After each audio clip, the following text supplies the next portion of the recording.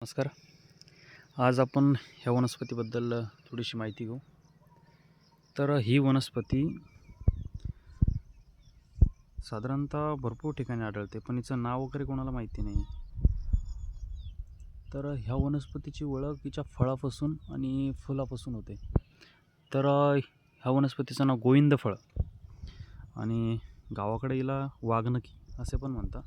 वाघनकी ह्या कारणामुळे म्हणतात कारण हिचे काटे जे आहे तर ते वाघाच्या नखासारखे असतात आणि हिचे जे आयुर्वेदिक औषधीमध्ये उपयोग होतो सूज कमी करण्यासाठी, अजून पोटा रिलेटेड जे पोट वगैरे दुखतं आणि पोट वगैरे साफ होत नाही त्यासाठी पण उपयोग केला जातो.